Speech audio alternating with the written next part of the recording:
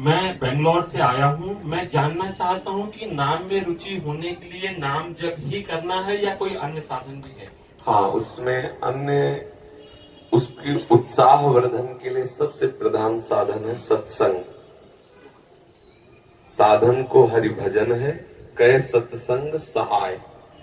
जैसे हमें किसी मार्ग में चलना होता है तो पहले मार्ग बताने वाला हमें चाहिए। जहां हमें चलना है हमें उसकी जानकारी के साथ हमें उत्साह वर्धन करने वाला चाहिए। फिर हमें चलने के लिए सामर्थ्य चाहिए। सत्संग हमें उत्साह वर्धन कराता है। सत्संग हमें भगवान के अद्भुत अद्भुत करुणा में लीला चरित्रों का ज्ञान कराता है। साधु समागम से हमारे हृदय में भगवान नाम रूपी धन के प्रति महत्व बुद्धि होती है। पहला सबसे सावधानी की आवश्यकता है कि कुसंग त्याग करके सत्संग करें। दूसरी सावधानी की आवश्यकता है भोजन। अगर आप यहाँ सत्संग के और गंदे विचार वालों का संग किया, अभिमानी जनों का संग किया, तो इसका रंग नहीं चढ़ेगा, क्योंकि बहुत जन्मों से हम उसी कुसंग में पड़े रहे। अगर कुसंग ना होता तो हमारे हृदय में भगवत प्रीति उदय हो गई होती। ये पहचान है। कुसंग की पहचान है नाना प्रकार की दुर्वासनाएं, शरीर भोग आदि के लिए हमारे हृदय में लालसा होना, वो है। इसका मतलब बहुत समय से कुसंग होता रहा है। अब कुसंग के संस्कार अधिक होने के कारण सत्संग के संस्कार जब अंदर जाएंगे तो कुसंग को भगाने की चेष्टा करेंगे। और कहीं कुसंग मिल गया तो कुसंग के संस्कार और पुष्ट हो जाएंगे। एक संसार दुष्ट की संगति, ताहू में तुम पुष्ट करावो।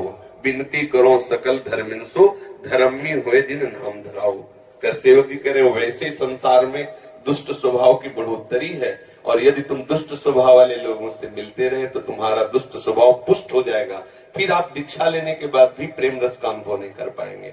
तो हमारा संग पहले ठीक हो, कुसंग का त्याग करके सत्संग करे। और फिर दूसरी बात, आहार शुद्ध हो। आहार शुद्धि सत्य शुद्धि, अर्थात हमारा आहार शुद्ध हुआ तो हमारा मन शुद्ध हो। ऐसे ग्रामीण भाषाओं में कहते हैं, जैसा खाओ अन्न वैसा बने मन, जैसा पियो पानी वैसी बने वाणी। ऐसे गांव में भी ऐसे चर्चाएं होती है। तो हमारा अन्न ठीक होना चाहिए, भोजन ठीक होना चाहिए। सात्विक भोजन भगवान को अर्पित करके, प्रियालाल को अर्पित करके पाया जाए। साधु समागम किया जाए, शास्त्रों का स्वाध्याय किया जाए। भगवान शंकराचार्य जी ने साधन पंचक का दान किया है। उसमें से आगे आगे के 5 शब्द हम बताते हैं। पहला है वेदो नित्यमधीयताम, दूसरा है संगा सत्सु विधीयताम, तीसरा है महावाक्यार्थस्य विचारिताम, चौथा है क्षुद व्याधि चिकित्सिताम, पांचवा है एकांते सुखमाश्रिताम अथातो ब्रह्म जिज्ञासा। पहले का तात्पर्य है कि जो भगवत प्राप्ति करना चाहता है उसे शास्त्रों का स्वाध्याय अनिवार्य। यदि पढ़ा लिखा नहीं है तो जहाँ शास्त्रों का गान होता है वहां सुनना चाहिए। श्रवण से भी पठन का लाभ प्राप्त हो जाता है। श्रवण और पठन का एक ही फल है। सेवक हरिवंश महाप्रभु ने कहा, श्रवण सुनत प्रापक रति राधा पद अम्बुज सुकुमार। यदि हम प्रियालाल की चर्चा सुनते रहे, वाणी सुनते रहे, तो हमें प्रियालाल के चरणों में प्रेम हो जाएगा। वेदो नित्य मधीयताम, शास्त्रों का हम नित्य स्वाध्याय करें या श्रवण करें।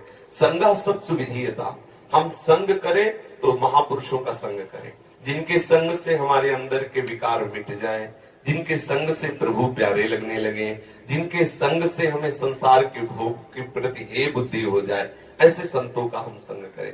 और महावाक्यार्थस्य विचारिताम, जो महापुरुषों ने अनुभव किया है, वो जो वचन बोलते हैं, वैसे यहाँ महावाक्य का तात्पर्य तो अहम ब्रह्मास्मादि से है, लेकिन हम उसको इस रूप में लेते हैं कि जो संत महापुरुषों ने जीवन में अनुभव करके और वो शास्त्रों का सार वाक्य बोलते हैं, विचारिताम, वाक्यार्थस्य विचारिताम, हम उनके वाक्यों के अर्थ का विचार करें। जो संत जन कहते हैं उस विचार में डूबे, उसे आचरण में उतारे। फिर बात कही, क्षुद व्याधि चिकित्सिताम, क्षुधा रूपी व्याधि की चिकित्सा करें। देखो कैसी बात कही, चिकित्सा औषधि रूप में होती है। भिक्षान्नम औषधम, यदि वैरागी है तो भिक्षा का अन्न, और गृहस्थी है तो सत धर्म से कमाए हुए धन के द्वारा भगवद अर्पित करके अतिथि साधु सेवा करके फिर अपने उदर का पोषण करें। फिर एकांत सुखमास्यताम, अपनी दिनचर्या में कुछ ऐसा समय होना चाहिए एकांत में बैठ करके हम अपने आराध्य देव का बिल्कुल व्यवस्थित चित्त होकर के चिंतन करें। व्यग्र चित्त होकर नहीं, शांत चित्त होकर प्रभु का चिंतन, ऐसी दिनचर्या होनी चाहिए। अगर ऐसी दिनचर्या है तो नाम में रुचि हो जाएगी। खान पान ठीक हो, संग ठीक हो, विचार ठीक हो, आचरण ठीक हो, तो रोज नाम में उत्साह बढ़ता चला जाएगा। अब एक मटकी में चाहे जितना पानी भरो, थोड़ा सा छेद कर दो तो भरेगी नहीं, खाली होती चली जाएगी। ऐसे ही अगर थोड़े से गंदे आचरण, थोड़ा सा असाधन, तो हम नाम जब करते हो भरता नहीं है नाम का भाव, वो धीरे धीरे निकलता रहता है। बहुत समय व्यतीत हो जाता है, फिर हमें अश्रद्धा होने लगती है कि यार नाम जपने से कुछ लाभ तो मिला नहीं, अभी वही विकार बने हैं, अभी वही वासना है। सुनते थे नाम में आनंद मिलता है, लेकिन आनंद तो मिला नहीं। नाम आनंद में है, पर उसके साथ जो हमें परहेज करना है वो हम कर जाए तो बहुत जल्दी लाभ प्राप्त हो जाएगा। धीरे धीरे धीरे धीरे नाम का प्रभाव ऐसा चढ़ेगा कि जिह्वा को और कुछ अच्छा ही नहीं लगेगा। ये जो सप्तदश आदि व्यंजन है बिल्कुल अच्छा नहीं लगेगा। देखो, जिसको सांप काटता है ना गाँव में, उसे नीम की पत्ती खवाई जाती है पहचान करने के लिए, जहर चढ़ गया कि नहीं। पूछा जाता है कैसा लगा, उसने कहा कड़वी, तो बोले सांप जहरीला नहीं था क्योंकि जहर नहीं चढ़ा। और अगर उसने बोला कि नीम की पत्ती मीठी, तो बोले बस सांप का जहर चढ़ गया। संसार कैसा, दुखालयम, बोले नहीं मुझे सुखमय लग रहा है, बोले जहर चढ़ गया।